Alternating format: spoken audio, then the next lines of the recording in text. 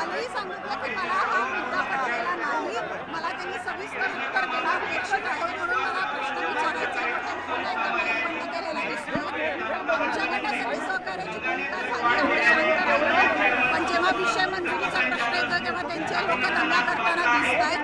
त्यांना वारंवार विनंती करून सुद्धा ते लोक ऐकत नाहीये आणि यांना फक्त राजकीय सोय करण्यासाठी 21-25 संचालक करायचे आहेत असा माझा त्यांच्यावरती पूर्णपणे आरोप आहे. त्याच्यामुळे त्यांनी जोपर्यंत सगळ्या सभासदांच्या समोर एक्सप्लेनेशन देत नाहीत की 21-25 संचालक का करायचे आहेत, तोपर्यंत या गोष्टीचं समाधान होणार नाही. माझा विरोध कायम राहणार.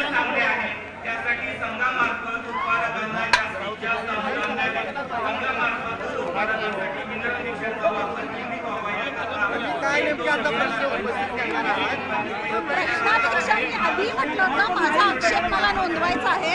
आक्षेप नोंदवायचा होता अहवाल वाचनाच्या प्रश्नांवरती, अहवाल वाचनाच्या विषयावरती. एमडीनी थांबणं अपेक्षित होतं. माझा काय म्हणतात त्याला, मला जो निषेध म्हणा, विरोध म्हणा मिळत नाही आहेत ना असं दिसतंय. म्हणजे हे कुठेतरी रेटून नेण्याचं काम यांचं चालू परत झालेलं आहे असं दिसतंय आणि ही पद्धत नाही आहे असं मला वाटतंय. जर एखाद्या साईडला तुम्ही सांगताय आम्ही सगळं व्यवस्थित करू, दुसऱ्या साईडला लोक घेऊन येत आहे दंगा करायला, हे योग्य नाही. माईक आता तुमच्या समोरच बघितलं, बंद केला. अहवालाच्या विषयाचं वाचन त्यांनी 1 मिनिटात संपवलं. त्याच्यावरती कोणाचा विरोध आहे का त्यांनी विचारायला पाहिजे होता. कालपासून मी सांगतेय माझा या विषयावरती निषेध आहे किंवा विरोध आहे, पुनर्विचारासाठी हा विषय ठेवण्यात यावा. पण त्यांनी तो विषय तिथे नोंदवायला हवा आहे, बोलायची संधी द्यायला पाहिजे होती. त्यांनी ज्या पद्धतीनं आमच्याकडनं सहकार्याची अपेक्षा केली त्या पद्धतीनं आम्ही सहकार्य केलेलं आहे. आमच्यातलं कोणीही येताना घोषणाबाजी केली नाही, कोणीही धक्काबुक्की केलेली नाही आहे, कोणीही दंगा केलेला नाही आहे. पूर्ण सभेमध्ये चेअरमनचं भाषण होईपर्यंत आम्ही शांततेत होतो. आता जेव्हा विषयाचं वाचन झालेलं आहे तेव्हा आम्हाला आमचे आक्षेप असतील, प्रतिप्रश्न असतील, ते विचारायची संधी त्यांनी द्यायला हवी होती.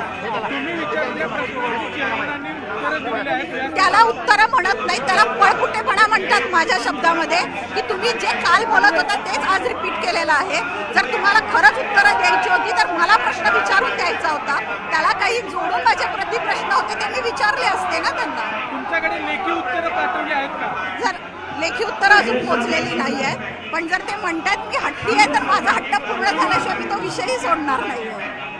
लाडक्या बहीण म्हणून म्हटलेलं आहे, लाडक्या बहिणीला माईक द्यायला सांगा, प्रश्न विचारू देत म्हणा. हे बघा, 21-25 संचालक करण्याचा लेखी त्यांचं जे काही उत्तर येईल ते येईल. माझी अपेक्षा आहे की जेव्हा मी भर सभागृहामध्ये त्यांना हा प्रश्न विचारते त्यांनी सभागृहामध्ये सगळ्या सभासदांच्या समोर याचं उत्तर द्यावं.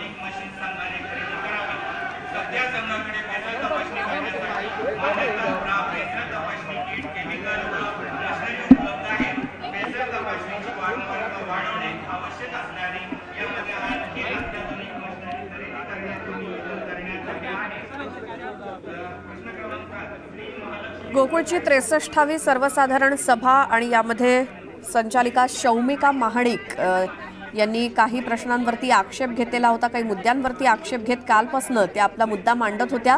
त्यामुळे जोपर्यंत त्यांच्या बाबी लक्षात घेतल्या जात नाही तोपर्यंत स्टेजवर बसणार नाही असा निर्धार त्यांनी जो केला होता तो त्याप्रमाणे त्या आजही स्टेजवरती बसल्या नाहीत. मात्र संचालक वाढवण्याचा म्हणजे 21-25 संचालक करण्याचा जो काही इरादा आहे तो त्यांना मान्य नाही आहे. त्यामुळे माईक देखील बंद केला, आम्हाला बोलू दिलं नाही असा आरोप गोकुळच्या सर्वसाधारण सभेत शौमिका महाडिक यांनी केला. त्यांच्याकडनं कार्यक्रम रेटून देण्याचा प्रयत्न किंवा सभा रेटून देण्याचा प्रयत्न नेहमीप्रमाणे होतोय. समोरच्या गटाकडनं माणसं बोलवली गेली आहेत, दंगा केला जातोय किंवा गोंधळ घातला जातोय असा देखील आरोप शौमिका महाडिक यांनी केलाय. गोकुळमध्ये संचालक 21-25 करण्याच्या ठरावाला शौमिका महाडिक यांचा विरोध आहे कालपासूनच आणि म्हणूनच त्या स्टेजवर देखील बसल्या नाहीत, बोलण्याची संधी दिली नाही, माईक बंद केला असा आरोप शौमिका महाडिक यांनी केलाय. गोकुळची 63वी सर्वसाधारण सभा सुद्धा आज गोंधळाची ठरलेली आहे आणि याच गोंधळाच्या वातावरणामध्ये ठरावाचं वाचन सुरू आहे. संचालक संख्या ही 21-25 करण्याचा जो ठराव आहे त्याला शौमिका महाडिक यांनी विरोध केलाय. आम्हाला आमचं म्हणणं मांडू दिलं नाही आणि सभा रेटून नेण्याचा प्रयत्न त्यांनी, असा आरोप शौमिका महाडिक यांनी केलाय. तर गोकुळच्या सभेमध्ये गोंधळ सुरूच आहे आणि याच गोंधळामध्ये ठराव वाचण्याचं काम सुरू आहे. आमचे प्रतिनिधी ज्ञानेश्वर साळोखे आपल्या सोबत आहेत. ज्ञानेश्वर, काय गोंधळ सुरू आहे? या ठिकाणी पाहायला गेलं तर सभासद संख्या वाढीचा पोटनियम दुरुस्तीचा ठराव आहे तो या सभेमध्ये आला होता. त्याला मात्र शौमिका महाडिक यांनी विरोध केलाय. मात्र दुसऱ्या बाजूला हसन मुश्रीफ आणि सतेज पाटील यांचे कार्यकर्ते मात्र या पोटनिवडणूक वाढीनुसार जे बदलानुसार आहे ती संचालक संख्या वाढवण्यासाठी आहे ते या ठिकाणी अग्रेसर असल्याचं पाहायला मिळते आणि त्यामुळे या सभेमध्ये एक प्रकारचा गोंधळ आहे ते पाहायला मिळतोय. ज्या ठिकाणी हा गोंधळ सुरू आहे त्याच्या पलीकडेच आहे ते शौमिका महाडिक आहेत, त्या उभ्या आहेत आणि त्या या ठरावाला विरोध करताना पाहायला मिळतात. दुसऱ्या बाजूला मुश्रीफ गटाचे कार्यकर्ते आहेत ते आक्रमक झालेले आहेत आणि त्यांनी आक्रमकपणे हा जो ठराव आहे तो मंजूर असल्याचं म्हणत आहे. ते मुश्रीफ साहेबांच्या पाठीशी उभा राहत असल्याचं सांगतायत आणि यावरूनच आहे ते गोंधळ झालेलं आहे. बाजूलाच आहे ते सतेज पाटील यांचे कार्यकर्ते सुद्धा आहेत, ते या ठिकाणी उभे आहेत आणि ते सुद्धा सतेज पाटलांच्या नावाच्या घोषणा देताना पाहायला मिळतात. त्यामुळे या सभेमध्ये आहे तो चांगला गोंधळ आहे तो निर्माण झाल्याचं पाहायला मिळते आणि या गोंधळाच्या वातावरणामध्ये आहे ते या ठिकाणी करून आहे ते सगळे ठराव आहे ते मंजूर करून घेण्याचा प्रयत्न आहे तो सुरू असताना होताना पाहते. आवाजही मतदारांनी हे ठराव आहे ते सगळे मंजूर करण्यात येते आणि यावरून आहे ते एकच गोंधळ आहे ते सभेमध्ये आहे तो आपल्याला पाहायला मिळतात. नेते या सभेला उपस्थित आहेत, नेत्यांच्या उपस्थितीमध्येच आहे तो हा सगळा गोंधळ आहे तो पाहायला मिळतो आणि या गोंधळाच्या वातावरणामध्ये सध्या गोकुळची ही सभा सुरू असल्याचं पाहायला मिळते आणि सभासद आणखीन हा गोंधळ घालण्याच्या अगोदर आहेत ते या ठिकाणी ते रोखलं जाणार का हे सुद्धा पाहणं महत्वाचं आहे. मात्र एकूणच माईक हातात घेऊनच आहेत हे सगळे गोंधळ घालताना या ठिकाणी नेत्यांच्या नावाच्या घोषणाबाजी करताना या ठिकाणी आपल्याला पाहायला मिळतात. दुसऱ्या बाजूला शौमिका महाडिक या बाजूने आहेत ते आपली भूमिका मांडताना पाहायला मिळतात. मात्र एकूणच त्यांचा आवाज कुठेतरी या सगळ्या गोंधळामध्ये दबला जातोय अशा पद्धतीची परिस्थिती सध्या आहे आणि त्यामुळे या ठिकाणी गोंधळाची स्थिती आहे ते या ठिकाणी पाहायला मिळेल. व्यासपीठावरती पाहायला गेलं तर सगळे संचालक मंडळ आणि एमडी जे गोकुळचे आहेत. बरं ज्ञानेश्वर, तिथे काय सुरू आहे तिकडचा आवाज आपण ऐकूयात. ज्ञानेश्वर थोडंसं थांबवते.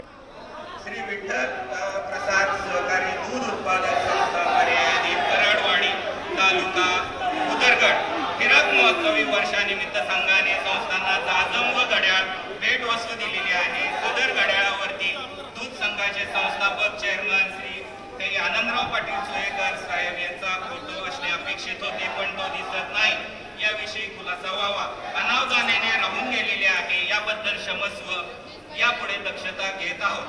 प्रश्न क्रमांक 12 श्री शेतकरी सहकारी दूध उत्पादक संस्था मर्यादित राशिवडे बुद्रुक तालुका राधानगरी 12 ते 23 पर्यंतचे जे प्रश्न आहेत ते या संस्थेचे एकट्याचे आहेत.